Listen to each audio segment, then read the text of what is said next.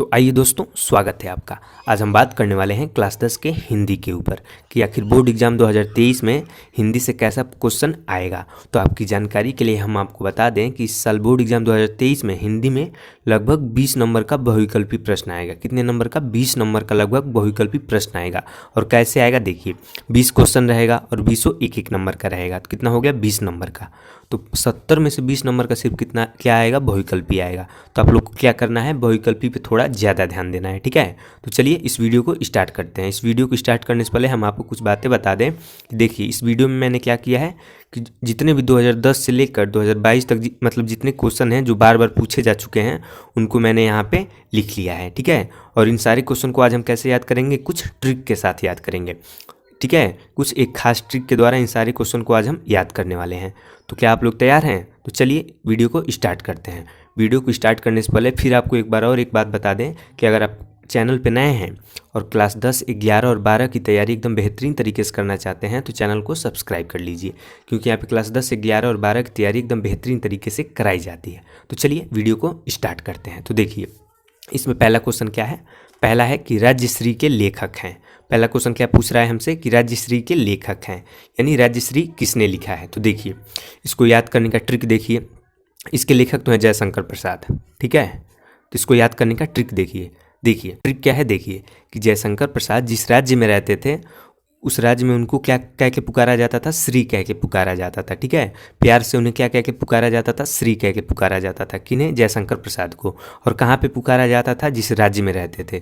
तो हो गया ना, जयशंकर प्रसाद जिस राज्य में रहते थे उस राज्य में उन्हें श्री कह के पुकारा जाता था। किन्हें? जयशंकर प्रसाद को।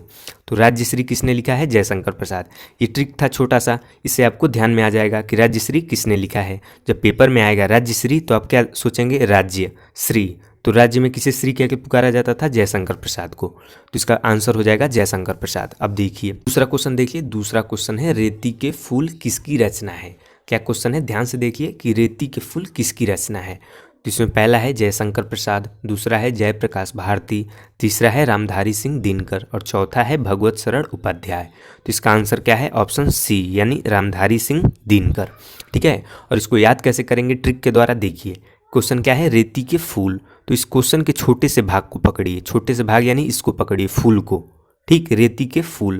तो क्या करिए आप लोग? फूल को ध्यान में देखिए।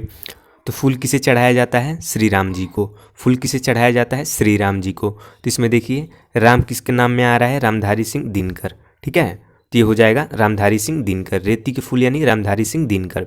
ऐसे छोटे छोटे ट्रिक अगर आप ध्यान में रखते हैं तो आपको क्वेश्चन याद हो जाएगा। अगर आप कोई भी क्वेश्चन बस रट्टा मार के याद करेंगे तो आपको कुछ देर के लिए याद रहेगा, फिर आप उसे भूल सकते हैं। लेकिन आप कोई छोटा सा भी ट्रिक लगा के उसे याद कर लेते हैं, इधर उधर का ट्रिक लगा के उसको याद कर लेते हैं तो क्वेश्चन आपको हमेशा याद रहेगा, ठीक है। तो अब देखिए तीसरा क्वेश्चन है धर्मवीर भारती की रचना है। इनमें से कौन सी रचना है जो धर्मवीर भारती की है? तो चलिए हम देखते हैं। तो ये हो जाएगा उपर्युक्त सभी, ठीक है।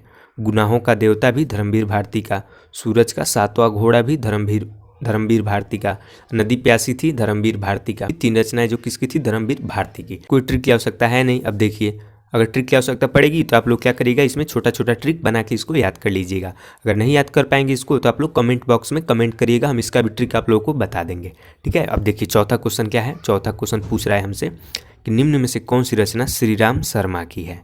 निम्न में से कौन सी रचना श्रीराम शर्मा की है? तो देखिए, तो श्रीराम शर्मा की रचना कौन सी हो जाएगी? सर्वोदय नहीं, उस पार के पड़ोसी नहीं, गुनाहों के देवता नहीं, तो जंगल के बीच। तो इसका आंसर हो जाएगा जंगल के बीच। ये याद कैसे करेंगे कि जंगल के बीच किसकी रचना है? तो देखिए श्रीराम शर्मा वनवास कहाँ गए थे? वनवास गए थे जंगल में।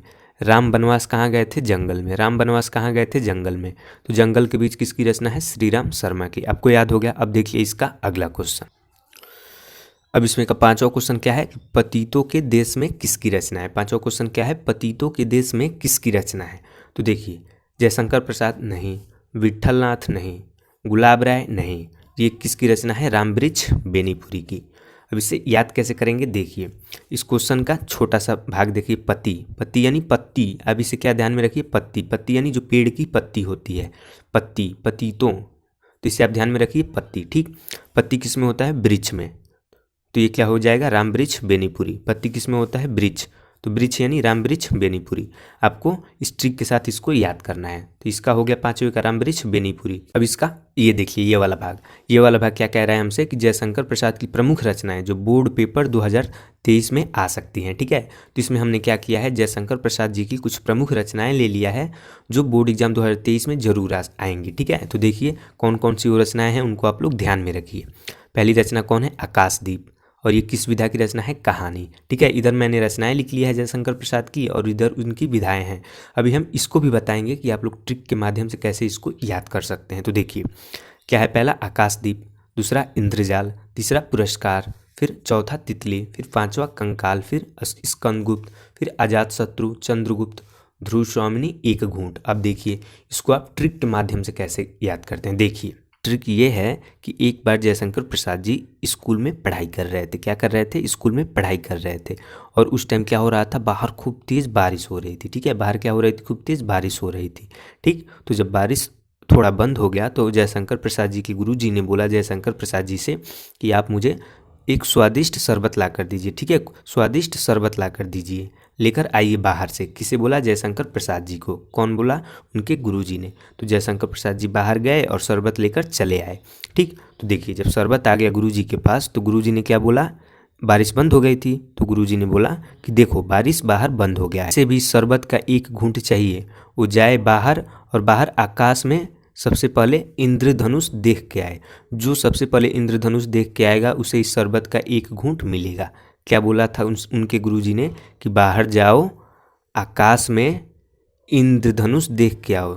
ठीक है, जो सबसे पहले इंद्रधनुष देख के आएगा उसे इस शरबत का एक घूंट पुरस्कार मिलेगा। क्या मिलेगा, एक घूंट पुरस्कार मिलेगा। ठीक है, उनके गुरुजी ने क्या बोला, ध्यान से सुनिए कि तुम विद्यार्थियों में से सारे विद्यार्थी बाहर जाओ और जो विद्यार्थी सबसे पहले आकाश में इंद्रधनुष यानी इंद्रजाल देख के आएगा उसे इस शरबत का एक घूंट पुरस्कार दिया जाएगा। तो कौन कौन सा याद हो जाएगा इससे, आकाशदीप। ठीक है, आकाश में क्या देखना था उन लोगों को, इंद्रधनुष यानी इंद्रजाल। अगर आकाश में इंद्रधनुष देख कर आते हैं तो उन्हें क्या मिलेगा, एक घूंट, क्या मिलेगा, पुरस्कार। किसका, शरबत का मिलेगा उन्हें, एक घूंट पुरस्कार मिलेगा। किसका, शरबत का। तो इससे ये याद हो गया। तो ये सबसे पहले कौन देख कर आए थे, जयशंकर प्रसाद देख कर आए थे। क्या देख कर आए थे, आकाश में इंद्रधनुष। आकाश में इंद्रधनुष देख के आए थे तो उन्हें क्या मिला था, एक घूंट शरबत। क्या मिला था, पुरस्कार में मिला था। ठीक है, ये हो गया। अब देखिए ये तो 4 याद हो गया जयशंकर प्रसाद जी का।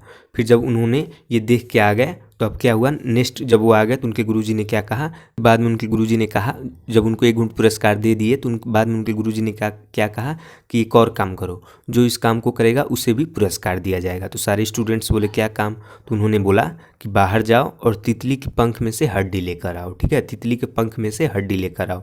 तो सारे स्टूडेंट दौड़े बाहर गए। तो देखिए सारे स्टूडेंट ने खूब खोजा, लेकिन सबसे पहले जयशंकर प्रसाद जी गुरुजी के पास आए और उन्होंने बोला कि गुरुजी तितली के पंख में कंकाल यानी हड्डी नहीं होता है। तितली के पंख में यानी कंकाल नहीं होता है। ठीक है, तितली के पंख में कंकाल नहीं होता है। किसने बताया, जयशंकर प्रसाद जी ने। ठीक है, तो इस टाइम भी उन्हें ही पुरस्कार दिया गया। ठीक, जयशंकर प्रसाद जी बहुत ही मेधावी छात्र थे। ठीक है, तो ये याद हो गया, तितली कंकाल, तितली के पंख में कंकाल नहीं होता है। कौन बताया था, जयशंकर प्रसाद जी ने। और ये भी याद हो जाएगा, एक बार और ध्यान से देखिए कि आकाश में इंद्रधनुष देखे थे जयशंकर प्रसाद तो उन्हें एक घूंट पुरस्कार दिया गया था। ठीक है, शरबत का। इतना याद हो गया। कितना याद हो गया, देखिए 1 2 3 4 5 6 याद हो गया एक कहानी के माध्यम से। देख रहे हैं कितना आसानी से चीज़ों को हम याद कर पा रहे हैं। अगर आप उसे ट्रिक के माध्यम से जोड़ते हैं तो कोई भी रचना हो जरूर आपको याद हो जाएगी। ठीक है, तो देखिए उसके बाद नेक्स्ट क्या है, स्कंदगुप्त, अजातशत्रु, चंद्रगुप्त, ध्रुव स्वामिनी। तो ये सब नाम हैं, इनको आप लोग ध्यान में रखिएगा। कौन लिखा है इन्हें, जयशंकर प्रसाद ने। कौन कौन सा, स्कंदगुप्त देखिएगा, फिर चंद्रगुप्त, फिर अजातशत्रु, फिर ध्रुव स्वामिनी। ठीक है, तो इसको भी आप लोग याद कर लीजिएगा। ठीक है, अब नेक्स्ट हम कौन सा देखेंगे, रामधारी सिंह दिनकर की रचनाएं, जो इस साल जरूर पूछा जाएगा। ठीक है, रामधारी सिंह दिनकर की जो प्रमुख रचनाएं हैं जो पेपर में हर साल पूछा जाता है, हमने उनको यहाँ पे ले लिया है। तो इसको भी हम याद करेंगे और कैसे, ट्रिक के माध्यम से। देखिए तो देखिए इसमें पहला क्या है उनका, उजली आग। ये किस विधा की रचना है, निबंध। दूसरा है मिट्टी की ओर, ये भी है निबंध। तीसरा है रेती के फूल, ये क्या है, यात्रावृत्त। और चौथा क्या है, संस्कृति के 4 अध्याय। ये क्या है, संस्कृति ग्रंथ है। ठीक है, अब देखिए इसे ट्रिक के माध्यम से कैसे याद करते हैं। अगर आप रामधारी सिंह दिनकर जी के जीवन काल को देखते हैं तो रामधारी सिंह दिनकर जी का जीवन काल सिर्फ जानते हैं कितने समय का था? रामधारी सिंह दिनकर का जीवन काल सिर्फ था 66 वर्ष का। कितने वर्ष का था इनका जीवन काल? सिर्फ था 66 वर्ष का। ठीक है, इन्होंने 66 वर्ष अपना जीवन व्यतीत किया था। ठीक है, तो इनका उम्र कितना था? 66 वर्ष उन्होंने अपना जीवन व्यतीत किया। तो ये बहुत ही छोटी उम्र में इनका देहांत हो गया था, मात्र 66 वर्ष की उम्र में। ठीक है, तो ये क्या हुए थे, उम्र से पहले इनका देहांत हो गया था। 66 वर्ष में ही इनका देहांत हो गया था, तो हम मान के चलते हैं कि उनका उम्र से पहले ही देहांत हो गया था। ठीक है, तो देखिए उम्र से पहले उ यानी उजली आग, म यानी मिट्टी की ओर, र यानी रेती के फूल। रेती के फूल तो हम अभी आपको बताएं, फूल यानी रामधारी सिंह दिनकर। फूल किसके चरणों में चढ़ता है? राम जी के। तो ये हो गया फूल रामधारी सिंह दिनकर।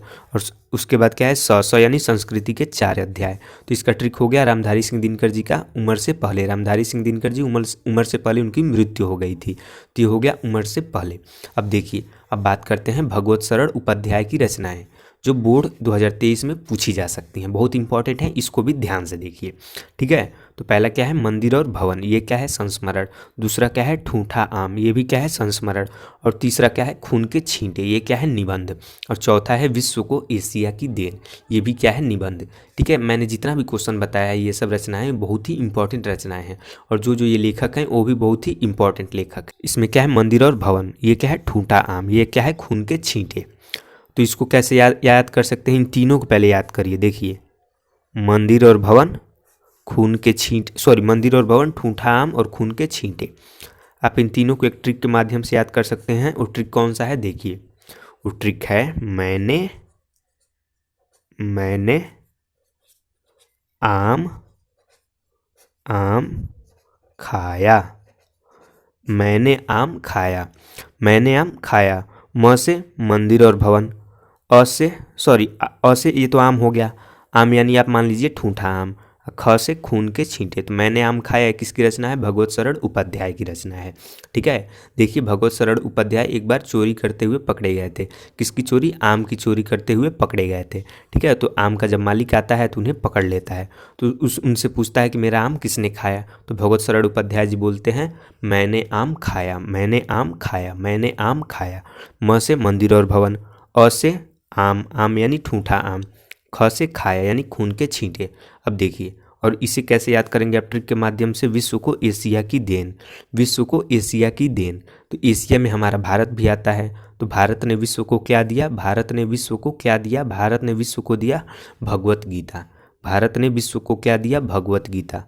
तो ये इसको भी आप ट्रिक के माध्यम से याद कर लेंगे। विश्व को एशिया की देन, यानी एशिया ने विश्व को क्या दिया? तो उसी एशिया में भारत भी आता है, तो भारत ने विश्व को क्या दिया? भगवत गीता। तो इसका हो जाएगा भगवत शरण उपाध्याय। ठीक है, इसका भी ट्रिक हो गया। हम उम्मीद करते हैं कि सारी रचनाएं आपको ट्रिक के माध्यम से बिल्कुल अच्छे समझ में आ गई होंगी। अगर ये रचनाएं सारी अच्छी समझ में आ गई है तो वीडियो को लाइक कर दीजिए, और चैनल पर नए हैं तो चैनल को सब्सक्राइब कर लीजिए। और ऐसे ही क्वेश्चन अगर आप ट्रिक के माध्यम से याद करना चाहते हैं तो कमेंट में हमें ज़रूर बताइए कि इसका नेक्स्ट सीरीज़ भी हम लेकर आएंगे। तो चलिए अब मिलते हैं नेक्स्ट वीडियो में।